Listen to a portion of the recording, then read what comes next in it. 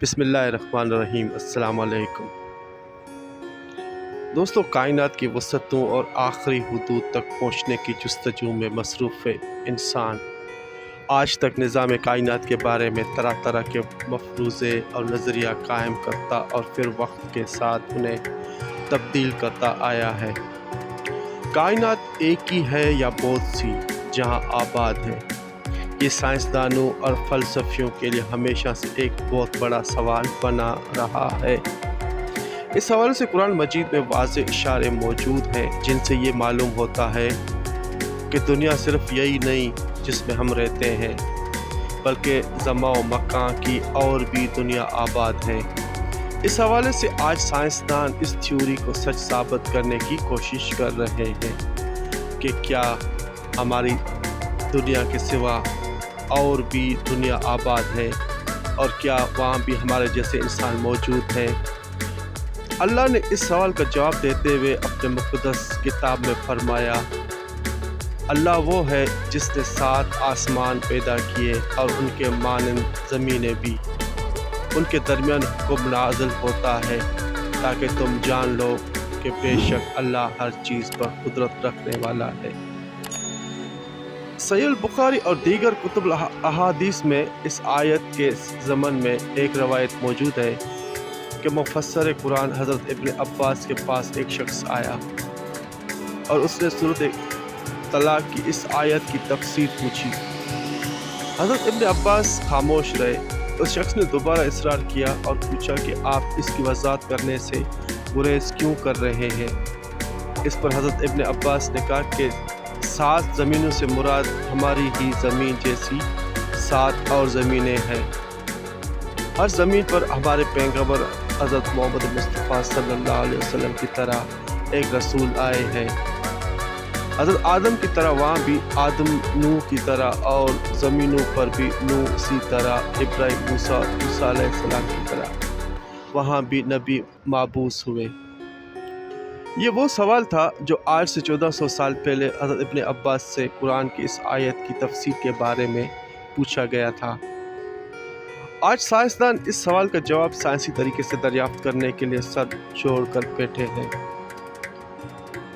Doctor مرید بکانی کی کتاب اسلام، بائبل اور سائنس میں انہوں نے لکھا ہے کہ مطابق قرآن مجید میں 7 کا عدد کثرت سے استعمال کیا گیا ہے، جیسا کہ یونانی اور رومی بھی 7 کے عدد کو اپنے روحانی اور مذہبی علوم میں کثرت سے ذکر کیا کرتے تھے۔ لہذا ممکن ہے کہ 7 زمینوں سے مراد یہ وہ ہے کہ ہماری زمین کی طرح ہی اور بہت سی زمینیں کائنات میں موجود ہوں۔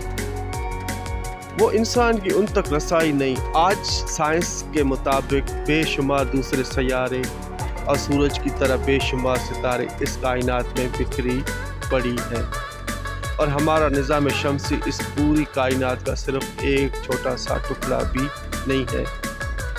دراصل ساحل سمندر میں ریت کے ذرات کم ہیں، مگر کائنات میں پلانٹ، سیارے اور سورج وغیرہ اس سے کہیں زیادہ ہیں۔ لیکن قرآن مجید کی اس آیت کی بات کریں تو علماء کے درمیان مختلف نظریات اور آرائیں پائی جاتی ہیں۔ کچھ علماء کا خیال ہے کہ اس سے مراد 7 مختلف زمین اور آسمان ہے، جبکہ کچھ کی رائے یہ ہے کہ 7 کائنات ایک دوسرے کی ہم شکل ہیں، یعنی اگر زید نامی ایک آدمی اس زمین پر موجود ہے تو وہ مزید 6 زمینوں پر بھی موجود ہوگا۔ صوفیہ کرام کے یہاں بھی 7 زمینوں اور آسمانوں اور 7 آدم و حوا کا تصور ملتا ہے۔ لہذا مشہور صوفی بزرگ شیخ ابن عربی کے مطابق ایک مشہور واقعہ نقل ہوا ہے शेख इब्न अरबी फरमाते हैं कि मैंने एक मरतबा एक ऐसी बैतुल्लाह का तवाफ किया कि जिनको मैं नहीं जानता था।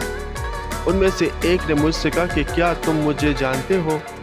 मैंने कहा कि नहीं। उसने कहा कि मैं तुम्हारे सबसे अवलीन आबा व अजदाद में से हूँ। मैंने पूछा तुम्हें मरे हुए कितना अरसा गुजर चुका है? उसने कहा 40,000 से कुछ ज़्यादा। मैंने कहा कि आदम अलैहिस्सलाम को तो इतना ज़माना नहीं गुजरा। उसने कहा कि तुम कौन सी आदम की बात कर रहे हो? क्या तुम इस आदम के कह रहे हो जो तुमसे करीब है, या किसी और आदम के मतलब? लिहाजा शेख इब्न अरबी फरमाते कि मैंने जब उसकी ये बात सुनी तो मुझे वो हदीस याद आ गई कि इस कायनात में 7 ज़मीन 7 आसमान और हर ज़मीन पर आदम और हवा भेजे गए। अहले हिकमत ने 7 आसमानों और उनकी खुसूसियात को कुछ यूँ ज़िक्र किया है कि ज़मीन से आसमानी दुनिया की एक और आसमान से दूसरे आसमान की मुसाफित 500 साल है, और उसी तरह हर आसमान का अपना अपना हुजम यानी वॉल्यूम है। पहला आसमान दूध से भी ज़्यादा सफ़ेद है, मगर कोक की सब्ज़ी की वजह से ये हरा नज़र आता है। इस आसमान का नाम रकिया है। दूसरे आसमान का नाम फुदूम या माउन है, और वो ऐसे लोहे का है जिससे रोशनी की शुआएं उठती हैं। तीसरे आसमान का नाम मलकूत या याहून है, तांबे का है। चौथे आसमान का नाम ज़ाहिर है, और वो आँखों में फैरगी पैदा करने वाले सफ़ेद चांदी से बना है।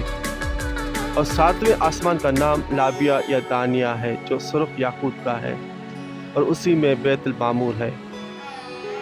इसी तरह नबी अकरम हज़रत मोहम्मद मुस्तफ़ा सल्लल्लाहु अलैहि वसल्लम का सफ़र मेराज इस बात का वाज़ेह तरीन सबूत है कि हुजूर ने बुराक पर सफ़र करते हुए जिब्रील अमीन के साथ तमाम आसमानी रास्तों को पार किया, जिसके अंदर 7 आसमान भी शामिल थे, और हुजूर ने तमाम आसमानों में पैगंबरों और रसूलों से मुलाकातें भी की।